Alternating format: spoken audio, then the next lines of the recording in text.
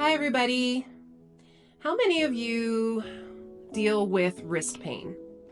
And that pain might get worse when you work in yoga on quadruped, tabletop, downward facing dog, and plank. It's a really common issue that we see happening a lot.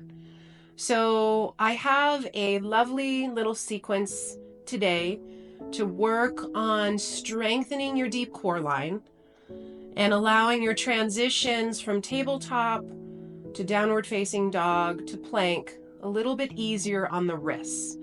So what you're going to need is a bottom blanket for your knees, and then this is one of my favorite little tips for downward facing dog. You're going to take a second blanket, and you can use towels or pillows if you don't have a blanket, for the heels, okay, to push back into in downward dog.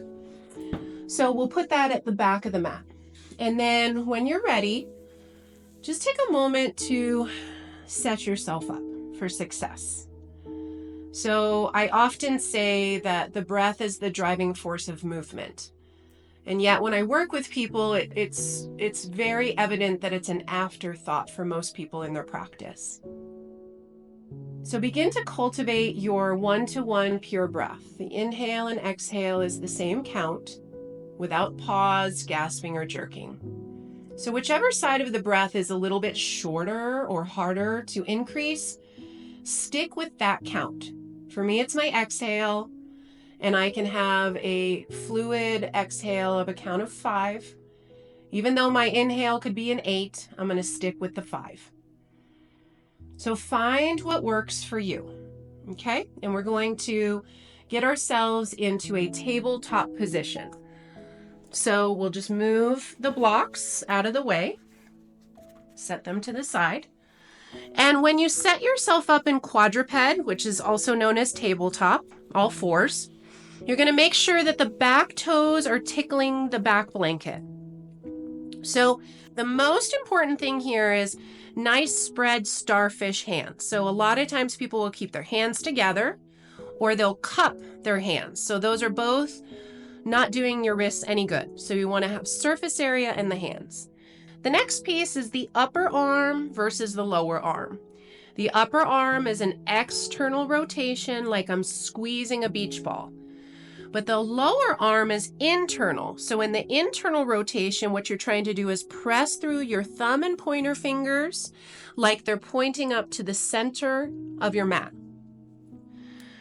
So we're going to squeeze that beach ball, press through the thumb and pointer finger, and we're going to keep our manubrium, the space between your breasts, from sinking or pulling into your spine, unless, of course, we're doing scared cat.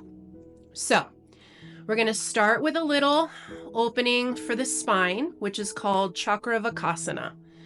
So on the inhale, first turn your toes under. When the inhale begins, let the belly button come down toward the ground and push the chest away. On this first one, keep breathing as you look to the left, not letting the right shoulder follow you. Come back through center. Try not to collapse. Looking to the right, not letting the left shoulder follow you. Space between the jaw. Back through center. We're going to untuck the toes. When the exhale begins, start to pull the belly button into the spine, the manubrium into the spine, tuck the chin in toward the throat, and gently shake the head side to side. Keep breathing. Now take the left side of the chin, bring it toward your left armpit. Bring the chin through center. Take the right side of the chin toward your right armpit. Take the chin through center. Turn the toes under. On the inhale, the belly button drops to lift the tailbone, the chest lifts. On the exhale, untuck the toes, arching through the back. Scared cat. On the inhale, we're extending the spine. On the exhale, we're flexing the spine. 2 more rounds. Space between the top and bottom row of the teeth. Feeling the difference between extension and flexion in your spine. Last round.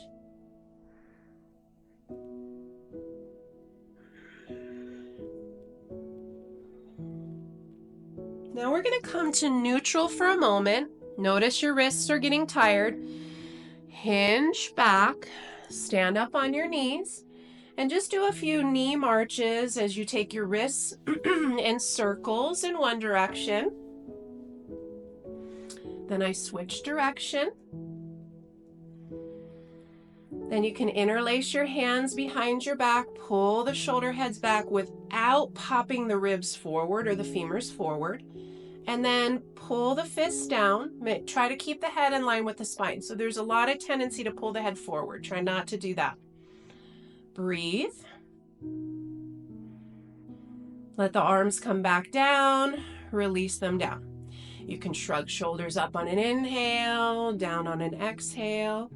2 more times. So these are all nice little resets that you can do in between to give yourself a break. When you're ready to continue into the next part of this, which is bear, you're going to come back down to tabletop. You're going to squeeze your imaginary beach ball as you press through the thumb and pointer finger. We're going to turn our toes under.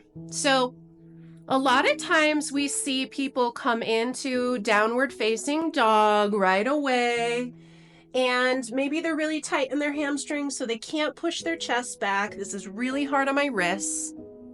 They also, when they try to push their chest back, their back arches more, and we don't want that. So I'm going to take you through a different way of coming into this pose. So find your nice stable torso, squeeze your beach ball. Now, feel your pubic bone right here, the ridge of your pubis, come towards your belly button ever so slightly. So now I've engaged my deep core line. That's going to help me pick my knees up. This is bear. So you saw I picked them up at the same time. And then you can practice dropping them down. Okay, so now we're going to make sure there's a lot of tendency to collapse down. So we're keeping that integrity of the spine. We're going to activate the core first as we breathe. We're picking the knees up. Then I want you to feel like there's strings on your hips, lifting them up. And now your heels are going to push to the blanket behind you. And you'll notice that my knees stay bent here, but my spine is long and my back is straight. And if I want to push down through my heels a little bit more, I want to make sure it doesn't arch me forward like that. So I want to stay shifted back. Keep breathing. Now, we're going to slide our hands forward just ever so slightly. So we're in a long downward facing dog. Now, think about the hips hugging to midline. As you float up onto your toes, you're going to shift your shoulders forward so they're over the wrists, and the heels are pushing back. You're squeezing that beach ball, crown of the head is reaching forward. See if you can lower the hips a little bit, but still stay lifted.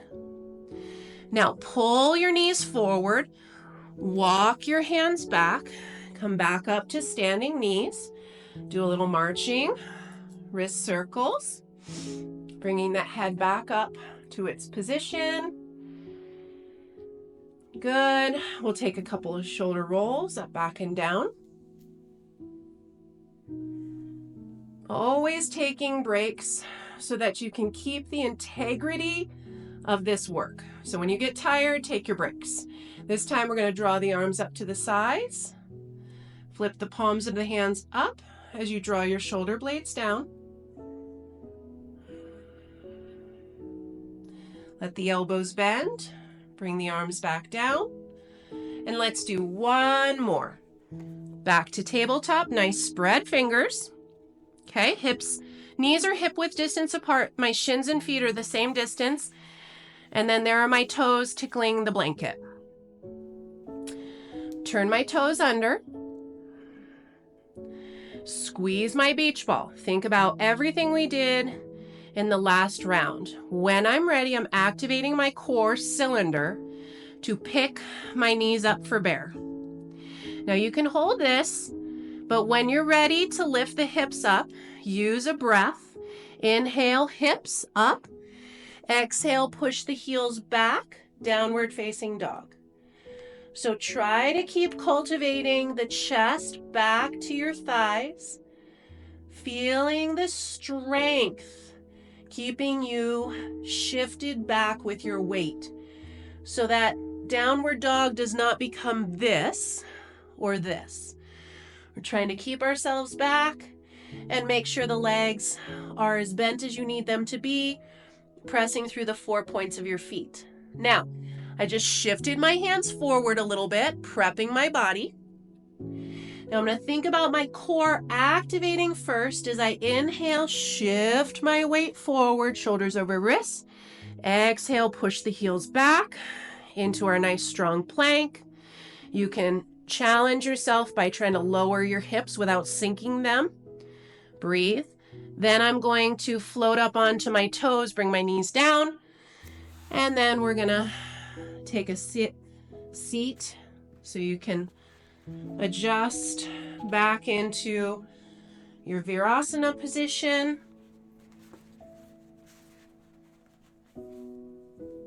Take a moment to close your eyes. Find your awareness being drawn in. Do I still have a little bit of wrist tension? Sure. But I can feel that my body was using more than just my wrists to move me from quadruped to bear to downward dog to plank to standing knees. I hope you enjoyed that little sequence. Have a beautiful day. Namaste.